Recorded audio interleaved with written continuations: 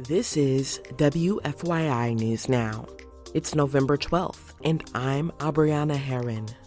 On today's show, Indiana is one step closer to new diploma requirements for high school students. A member of the Indianapolis Public Schools Board resigns less than 2 months before his term ends. And we'll hear from health groups and advocacy organizations about their hopes and concerns for Mike Braun's administration. They are not able to assess for themselves what is a life-threatening emergency situation and what is not. And this rule, could potentially be really dangerous. Those stories coming up, but first, a jury in the small Indiana town of Delphi has convicted a man in the 2017 killings of 2 girls during an afternoon hike. Richard Allen was accused of cutting the throats of 13-year-old Abigail Williams and 14-year-old Liberty German after forcing the girls off a trail. The former drugstore worker was convicted on 2 counts of murder and 2 additional counts of murder while committing or attempting to commit kidnapping. Jurors heard recordings of multiple confessions Allen made behind bars, including one in which he told his wife, quote, "I did it. I killed Abby and Libby," end quote. Allen is scheduled to be sentenced next month. Indiana is one step closer to new diploma requirements for high school students. From WFYI's Education Desk, Rachel Fredette reports the public feedback period for the controversial overhaul closed last week.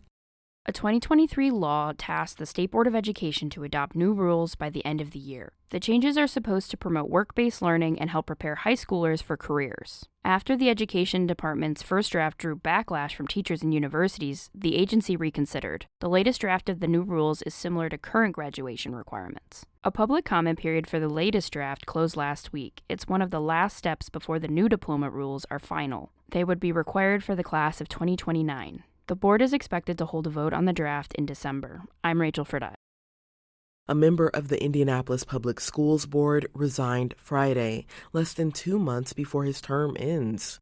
From WFYI's Education Desk, Eric Weddle reports at-large member Kenneth Allen stepped down after he was picked to fill a vacant township office. Allen was one of 6 people seeking appointment as the Center Township Constable. The constable's office is an elected position. It oversees serving orders and summonses from the township's small claims court. The former constable was recently removed after she pled guilty to a felony charge. Democratic precinct committee members held a caucus on Friday to fill the vacant position.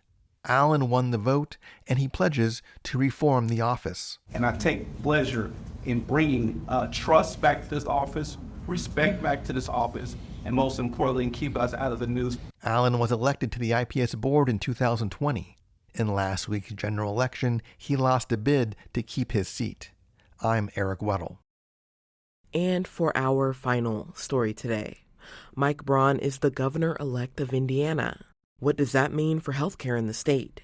WFYI's Ben Thorpe spoke with several health groups and advocacy organizations to hear their hopes and concerns for the new administration. Local advocates say they're happy with the plan released by Braun's gubernatorial campaign to address things like surprise medical billing. But another part of the healthcare plan would require Medicaid enrollees to consult a primary care physician before going to an emergency room for non-emergency problems. The goal is to improve patient relationships with their primary care providers and reduce costs. But it worries Tracy Hutchings-Getz with Hoosier Action.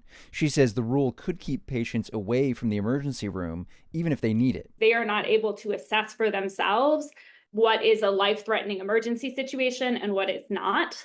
And this rule, could potentially be really dangerous. More broadly, some health policy experts said that a second Trump administration is likely to lead to cuts or restrictions on the Medicaid system.